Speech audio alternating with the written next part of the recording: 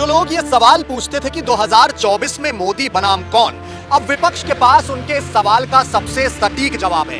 2024 का लोकसभा चुनाव विपक्ष किसकी अगुवाई में लड़ने जा रहा है, ये हम आपको बताते हैं।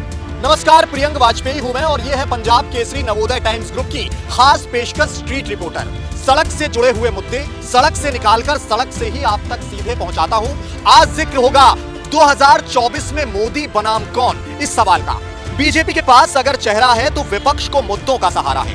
अब 2024 के लिए विपक्ष का नारा है, चेहरा भले बीजेपी के पास पर मुद्दा हमारा है। जो लोग सवाल पूछते थे कि मोदी बनाम कौन, अब विपक्ष उन्हें बताता फिर रहा कि मोदी बनाम मुद्दे। विपक्षी एकता मुद्दों के आधार पर ही लड़ेगी चुनाव। विपक्ष का कोई चेहरा नहीं होगा, बस मुद्दे ही बीजेपी का सफाया करेंगे। मतलब अब चेहरों की बजाय मुद्दों का ही सहारा है। 2024 में एंटी इनकम्बेंसी का ख्वाब लिए विपक्ष को अब मुद्दों से बड़ी उम्मीद है। कैसे, कब, क्यों और कहां, सब कुछ समझेंगे। पहले आप ये समझिए कि संसदीय आधार वाली हमारी डेमोक्रेसी में पिछले करीब एक दशक से मुद्दों पर चेहरा भारी पड़ता रहा है। चाहे 2014 और 2019 के लोकसभा चुनाव रहे हों या राज्यों के विधानसभा चुनाव, चेहरा यानी प्रधानमंत्री नरेंद्र मोदी की लोकप्रियता और करिश्मे ने ही बारंबार भाजपा को बढ़त दिलाने का काम किया है। लेकिन राज्यों के चुनावों में कई बार ममता बनर्जी, नीतीश कुमार, अरविंद केजरीवाल, के चंद्रशेखर राव, नवीन पटनायक, जगन मोहन रेड्डी के चेहरे अपने अपने राज्यों में मोदी के चेहरे और भाजपा पर भारी भी पड़ते दिखे हैं। यानी ज्यादातर चुनाव मुद्दों से ज्यादा प्रतिद्वंदी दलों के चेहरों के आधार पर लड़े गए और उस क्षेत्र में जो भी चेहरा भारी पड़ा, उसी चेहरे के आधार पर उस दल को भारी मतों से जीत मिल गई। इसी साल हुए उत्तर प्रदेश विधानसभा के चुनावों में मुख्यमंत्री योगी आदित्यनाथ और प्रधानमंत्री नरेंद्र मोदी के चेहरों की ज्वाइंट पॉपुलैरिटी अखिलेश यादव की और कांग्रेस महासचिव प्रियंका गांधी के चेहरों की लोकप्रियता पर काफी भारी पड़ी। पंजाब में अरविंद केजरीवाल और भगवंत मान के चेहरों ने कांग्रेस का सूपड़ा साफ कर दिया। और आप ये तो स्वीकारेंगे ही कि मौजूदा वक्त में केंद्र के लिए प्रधानमंत्री नरेंद्र मोदी ही सबसे बड़ा चेहरा है। इसलिए मौजूदा वक्त को आधार मानते हुए, मौजूदा वक्त को स्वीकारते हुए विपक्ष को चाहिए कि वो किसी चेहरे की तलाश की बजाय मुद्दों को ही आधार बनाए और कांग्रेस अब इसी राह पर चल भी पड़ी है। अब इसका फायदा कैसे हो सकता है अपोजिशन को, ये समझते हैं। पिछले चुनावी नतीजों से सबक लेते हुए कांग्रेस ने गुजरात और हिमाचल प्रदेश के चुनावों को चेहरों की बजाय मुद्दों पर लड़ने की रणनीति अपनाई। गुजरात में पार्टी को पहले से ही अनुमान था कि वो कितना भी कर ले, वहां उसे कामयाबी नहीं मिलनी है। इसलिए वहां का चुनाव पूरी तरह स्थानीय नेताओं और विधानसभा क्षेत्रों के उम्मीदवारों के भरोसे छोड़ दिया गया। चुनाव मोदी बनाम राहुल न बने, इसलिए राहुल गांधी की भारत जोड़ो पदयात्रा के मार्ग में गुजरात को शामिल नहीं किया गया। गांधी चुनाव प्रचार में सिर्फ एक दिन के लिए ही गुजरात गए, जहां उन्होंने 2 जनसभाओं को संबोधित किया। पार्टी के नए अध्यक्ष मल्लिकार्जुन खड़गे ने भी काफी देर बाद कुछ दिनों तक चुनाव प्रचार किया। इसके उलट कांग्रेस को हिमाचल प्रदेश से काफी ज्यादा उम्मीदें थी, इसलिए हिमाचल प्रदेश में कांग्रेस ने युद्ध स्तर पर प्रचार तो किया, लेकिन किसी भी चेहरे को आधार नहीं बनाया। एक के बाद एक तमाम मुद्दों को सहारा लिया और प्रियंका गांधी, राहुल गांधी समेत कांग्रेस के सभी दिग्गजों ने हिमाचल प्रदेश के चुनावों में मोदी बनाम मुद्दों को ही आधार बनाया। उन मुद्दों को कांग्रेस की ओर से उठाया गया जो जनता के बीच बेहद ज्वलंत थे। यूं तो प्रियंका गांधी लगातार हिमाचल प्रदेश में प्रचार करती रही, लेकिन कांग्रेस का पूरा प्रचार अभियान प्रियंका या किसी भी अन्य नेता पर केंद्रित होने की बजाय पुरानी पेंशन योजना, सेना में भर्ती की अग्निवीर योजना, सेब किसानों के उत्पादों की पैकेजिंग पर जीएसटी, रसोई गैस और पेट्रोल डीजल की महंगाई और बेरोजगारी पर ही केंद्रित दिखा, ना कि किसी चेहरे को आधार बनाकर।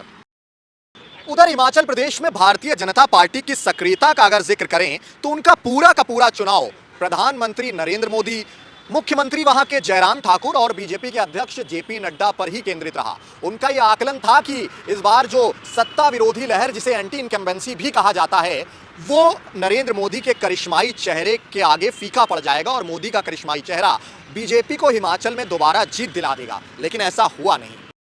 खुद प्रधानमंत्री नरेंद्र मोदी ने 4 लोकसभा सीटों वाले हिमाचल प्रदेश में 6 चुनावी रैलियां की और हिमाचल से अपने पुराने रिश्तों का हवाला देकर बार बार वोट मांगा।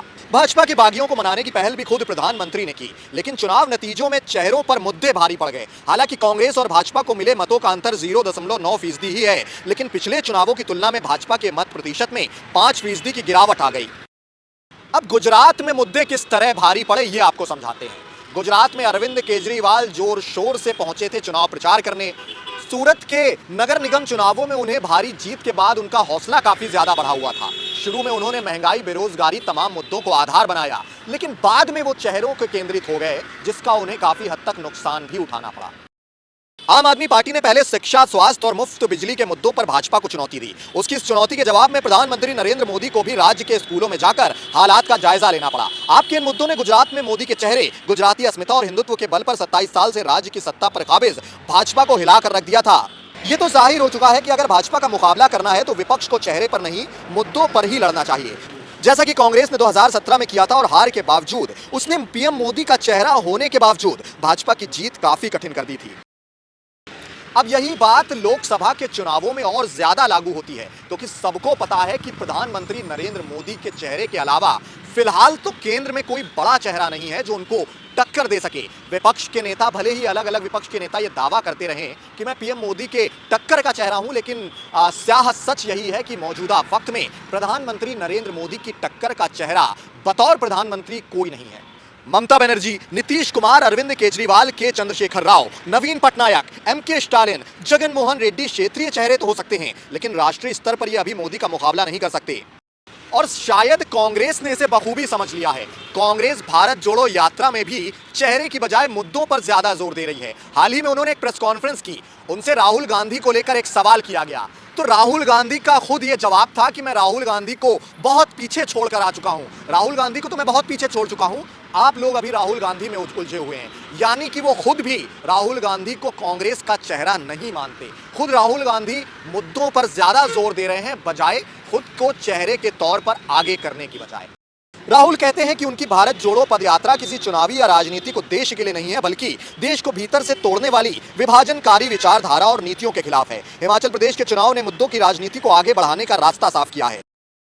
कांग्रेस के साथ साथ बिहार के मुख्यमंत्री और जनता दल यूनाइटेड के नेता नीतीश कुमार ने भी मुद्दों के आधार पर ही विपक्षी एकता की बात कही है। नीतीश भी विपक्षी खेमे में नेता की बजाय मुद्दों पर ही जोर दे रहे हैं। इससे एक तरफ विपक्ष में नेता को लेकर होने वाले विवाद से बचा जा सकेगा, तो दूसरी तरफ भाजपा के मोदी मुकाबले कौन के राजनीतिक विमर्श की धार को भी कमजोर करके उसे मुद्दों पर ही घेरा जा सकेगा। इसलिए अगले लोकसभा चुनाव में मुकाबला चेहरा बनाम चेहरा नहीं, बल्कि चेहरा बनाम मुद्दे करने की विपक्ष की पूरी कोशिश है। जाहिर है विपक्षी लीडर्स को अब यह मालूम हो चुका है कि 2024 के लिए मोदी की काट चेहरा नहीं, मुद्दे हो सकते हैं। लिहाजा 2024 का चुनाव विपक्ष अब चेहरे नहीं, मुद्दों के आधार पर लड़ने की कोशिश में है, जिससे बीजेपी बैकफुट में हो सके और विपक्षी एकता का सपना साकार हो सके। फिलहाल 2024 में विपक्ष की बदलती तस्वीर को लेकर आप क्या नजरिया रखते हैं? अपनी राय हम तक जरूर पहुंचाएं। साथ ही मेरे यानी प्रियंक वाजपेयी के साथ जुड़े रहें पंजाब केसरी नवोदय टाइम्स ग्रुप के जरिए। शुक्रिया, नमस्कार।